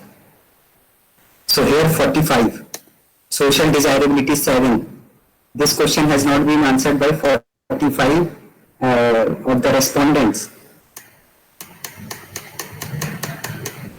So what I will do, since it is more than 45 is more than 20% of my total variables, what I will do, I will take a decision to delete this particular variable from the study, and then report the same to the in our thesis or in our research.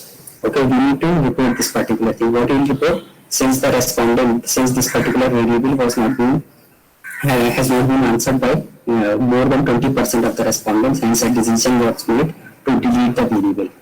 Now again, you could ask, sir, if I am deleting, would it hamper the measurement of that particular construct? No. I told you, since it was a reflective construct and each item is a mirror image of other item, so deleting one item won't impact significantly the overall measurement of the construct. So you can always delete 1 or 2 items if you are having more than 4 items in a particular construct. It's always good to start with more than 4 items for one construct when you are going to measure. Sir, I wanted to ask one question. So after doing, okay, now you know. Dr. Sadiq, there is a question from one of the participants. Yes, yes. Go ahead. So like in one of the ways you said ki if there are maximum number of let's suppose 4 answered by the respondent, so we can fill the missing value as 4. But what if and let's suppose 4 is strongly agree. But what if the tone of the questions is not aligned?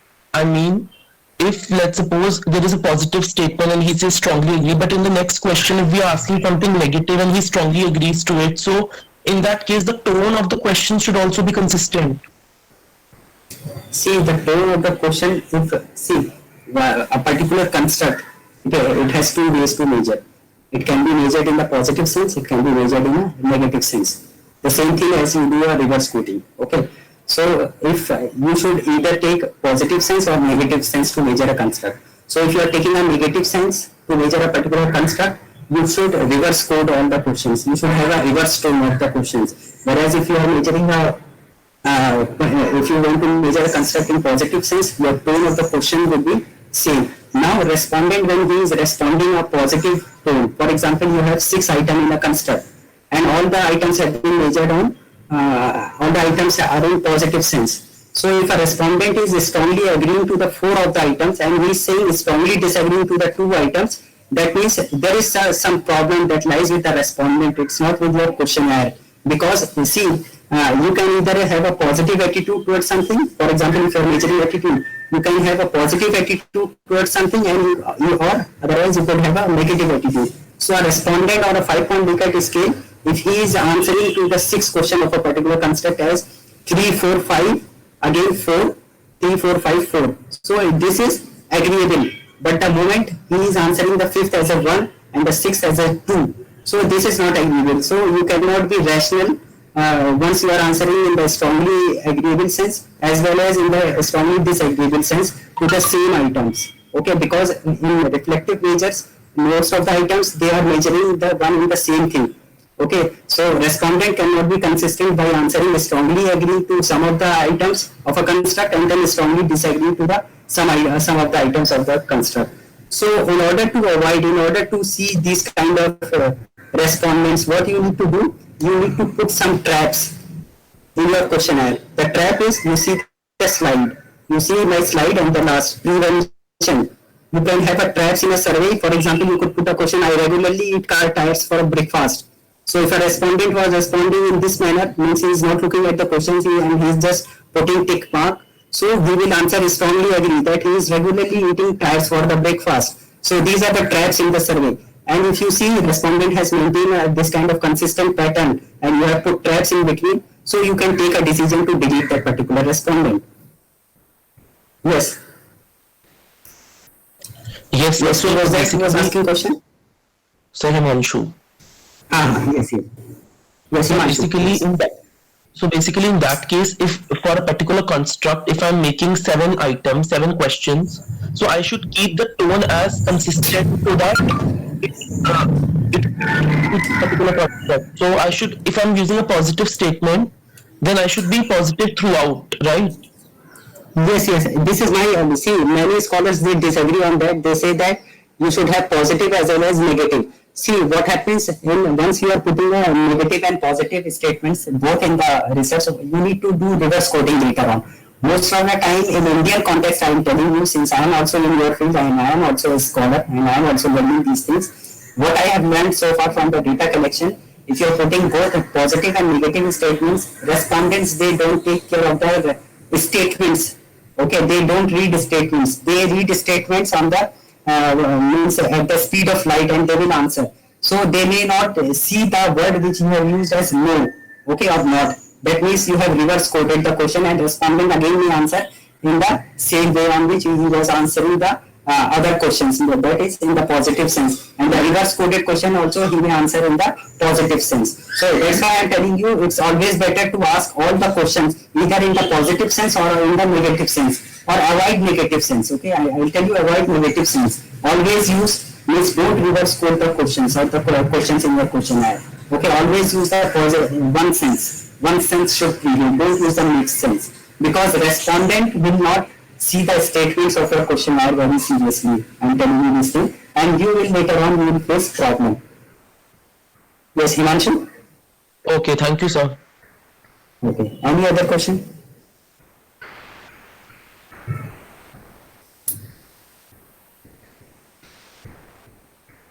So this is about missing data.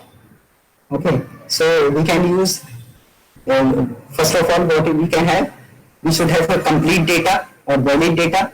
The first option is you remove all the respondents or the variables on which the respondent or the variable on which variables respondents have not answered. The second option maybe you can use the known replacement values. Okay, you would see how respondent have answered on the other questions on the similar construct. You can use node. The third thing is you can use calculated replacement values. You can have, just now I have shown you the mean. Okay, you can see the mean and you can put the nearest whole number to the mean. So for example, if it is 3.33 on a Likert scale, you can put the known replacement, the calculated replacement value as 3, and if it is 3.75, you can always use as a 4. So this is an example of using calculated replacement values. Always remember, when you are handling the missing data, you are handling the missing data and imputing the numbers or the blank cells. Okay, you are with some logic. Okay, without logic, it won't be a handling of missing data. It is a tailoring of the missing data. You should not cook your data. Okay, you should just manage the data. Okay, just you are basically what you are trying to do. You are trying to put a particular value that can do least harm to your estimations. Okay, you are trying to put particular value that can do least harm, the values which are least harmful. So it will be researchers' call to use a calculated replacement value or use a known replacement value or use the first option as to delete all the data which are incomplete. So the first option is only feasible when you have a large number of data. For example, you have data of more than 600. So you can always delete if out of 600, if 30 or 40 respondents have not answered properly, you can always delete them. Okay, and then you can report. You need not to report in these kind of cases. You can just state that I have collected data from this number of respondents, and don't report that you have deleted this particular thing, because reviewer may ask other questions also. But in the option 2 and option 3, if you are deleting and you are imputing, you need to report these findings. Now the best method. So Himanshu, I was telling about the prevention. So the first of the prevention, I told you, put up question traps. For example, I regularly eat car tires for my breakfast. So it will be a kind of trap. If the respondent is not looking at your statements, he will most probably, if he is answering in a consistent pattern, he will answer this question also consistently. Okay. So you can have a shorter surveys. Okay. Pre-testing is very critical. Shorter surveys means you could have less number of questions in your survey questionnaire. Okay, always try to have less number of questions, because respondent, the moment he will see that the questionnaire is very big or it's very large, the respondent will, after some time, he will have a fatigue and he will no longer answer or take interest in the survey. Questions should be easy to understand, and see, many times I have seen that questionnaire, the wordings of the questionnaire are such that it's very difficult to understand. Okay, so your questionnaire should be very easy. You should not use very strong vocabulary or very strong English alphabets. Okay, you should have forced completion. Forced completion, for example, like a scale. Okay, respondent is forced to answer on one of the items. Okay, you can many times we have seen bribe or motivate. Okay, you could tell to respondent that if you are going to fill this particular thing, you are going to get this particular coupon on Flipkart, 5% discount on Flipkart, or 5% Amazon shopping card will be given to you, or 50 rupees value of Amazon shopping card value will be giving it to you if you are responding to this respondent. Now, putting dependent variables at the beginning of the survey, it's very important. Whenever you are starting your survey, always put your dependent variables on the in the starting of the survey, because dependent variables you don't want any respondent to ignore, because dependent variables are the one which you are estimating. So the things which you are estimating, you don't want to miss any of those things, because dependent variables hardly you have one or two, whereas independent variables there are many. So for independent variables, it's okay if you are having insignificant number of missing data, whereas different dependent variable, it's very critical to have all the valid data. Okay, you don't want to miss any of the respondent to miss any of your dependent variables. So the best method is prevention. Now there is one more thing that is called as unengaged responses. You might have seen many times respondent have answered in this way 3333 or patterned responses like 1 2 3 4 1 2 3 1 1 1 2 2 2. So these are the some of the unengaged responses. So what happens with these unengaged responses? It again affect the estimation of your relationship between variables. Okay, since in our research, what we are trying to do actually, we are trying to find out the relationship. But these missing data and these unengaged responses like this is respondent has not engaged himself. That's why he is answering in this kind of pattern 3333, and it's very common. Now the question is how to identify this particular thing. So you can again go to Excel. And in order to identify this, what you need to do, there are some hacks in the Excel. There is no tool in SPSS available to identify this unengaged responses. I'll show you how to do this, and we're deleting the missing values. And what I'll be doing, I'll be inserting this time here, because imputation is mostly done on the interval scale or the Likert scale. Rest of the categorical variables we are not interested in, it's difficult to impute. So here I will write down unengaged response. Unengaged response.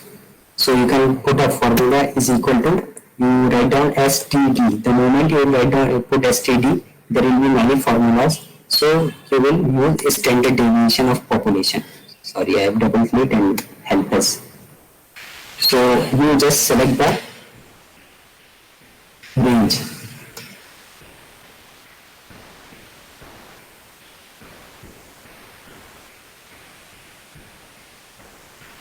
Sorry.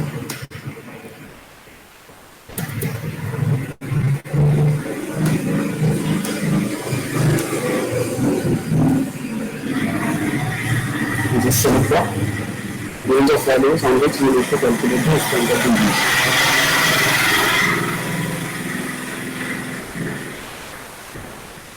So, accept ID हमारे लिए adoption variable. I want to have now this standard deviation calculated. So this is the standard deviation of this particular. What is a standard deviation? A standard deviation is nothing but deviation from the mean, for example. Okay. Now a standard deviation for in this kind of case 33333 or 44444. So since respondent is not deviating from the status quo, or he is answering in the same pattern, so standard deviation, if the respondent has answered all the question in 333, would be 0, or 444 is 0.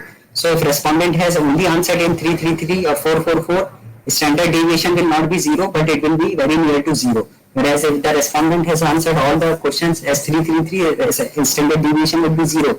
That means there is no deviation. So here I am calculating the standard deviation of the respondent on the items. So I can double click. I have calculated the standard deviation of all the respondents. Okay, on the variables. Now what I can do, I can select this and I can sort from largest to smallest. Sorry, smallest to largest. So see, this is 0 0. You see, these are the respondents who have not responded, and their standard deviation is near to 0. See, the responses 4 4 4 4 4 4 4 4 3 3 3 3 3 3 4 4 4 4. I think there is some problem in the Excel. Not Excel, but I am using my wife's laptop. So I don't know what is the issue, but this is the way you need to calculate the standard deviation, and then you need to see you sort the value from smallest to largest. If the value is near to zero, that means there is no deviation. Okay, in the way respondent has answered, and you need to delete that particular response. For example, the first one, I believe it's unengaged. So I don't know why it is coming like that. It has never come like that. But others, you see, the standard deviation is 0.43, 0.433, like this, 0.82. Now you may ask, sir, how up to how much standard deviation I should select, and is it okay? It's okay for me. So on a 5-point Likert scale, greater than 0.5 is okay. Okay. On a 5-point Likert scale, greater than 0.5 is okay. On a 7-point Likert scale, greater than 0.7 is okay. Okay. So, but if you, again, there are things, if you have a less number of respondents, you can even consider the people who have a standard deviation on set of their responses even lesser than 0.5. Okay. Any question till this point?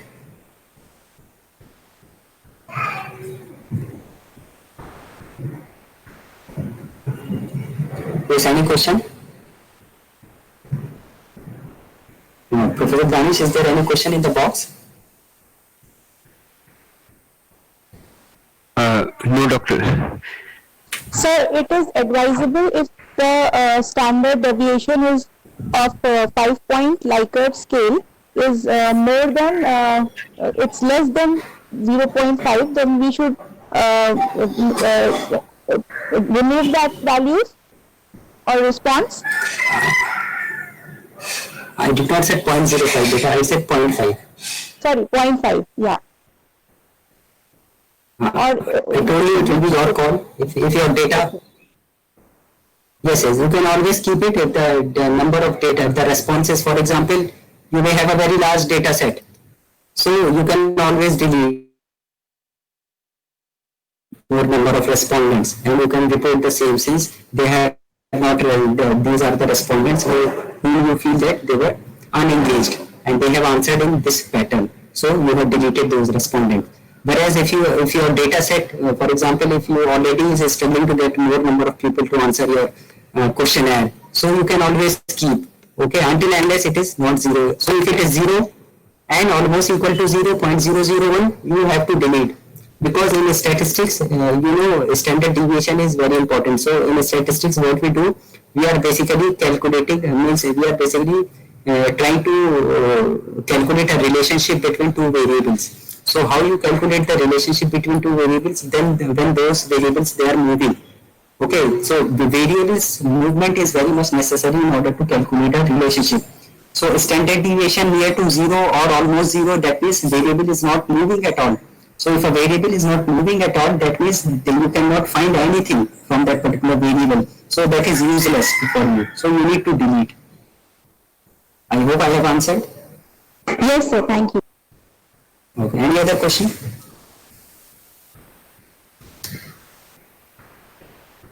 Yes, yes. Any other question? This particular standard deviation, it's not working in this particular laptop, but it always works. Okay, believe me, it always works, and it's very good tool, and it's a very good hack. You can always find out this unengaged responses using standard deviation. Yes, what is the question? Go ahead.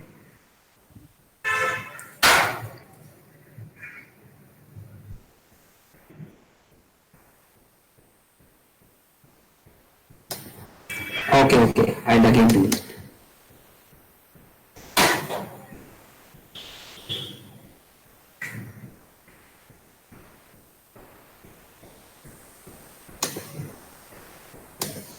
I'll again try it. Thank you for the information.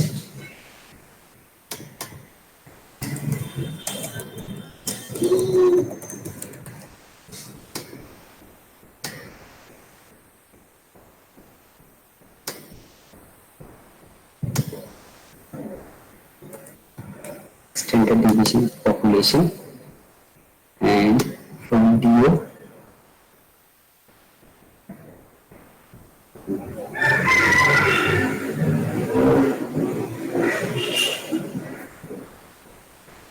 I don't want to include this because this is not on a 5-point Likert scale. Okay. So after this. So this is the standard deviation. Now I want to extend this to all the cells. So I will simply double click and now I want smallest to largest. So I will sort it out from smallest to largest. Yes, now see. See the first respondent on the laptop you could see 33333. Now see. Yes, yes. Thank you very much. Who is this? Thank you very much. Because it was Dr. Anwar accent actually. Who was that? It was Dr. Anwar. Dr. Anwar. Thank you very much, Anwar. Thank you very much. You made my day. See, it is 3333.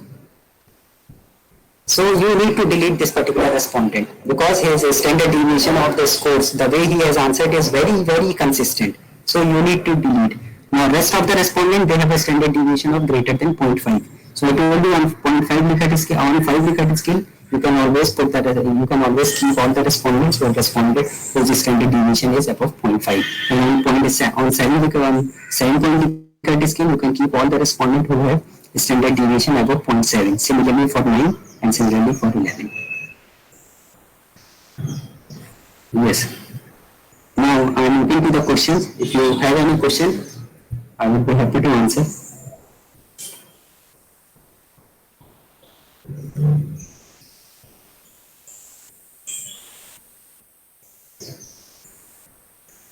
Participants can ask the questions from Dr. Sadiq if they want to.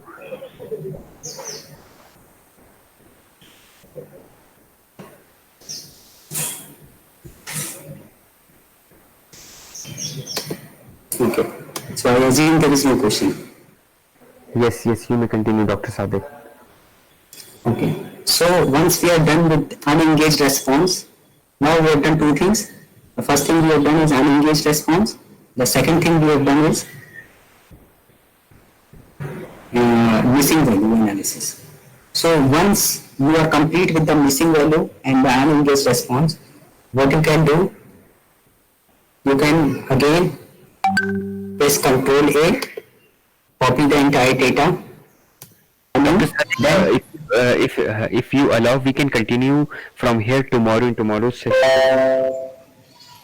Okay. As you wish. You can continue it tomorrow. Continuation, so you can continue from this point itself.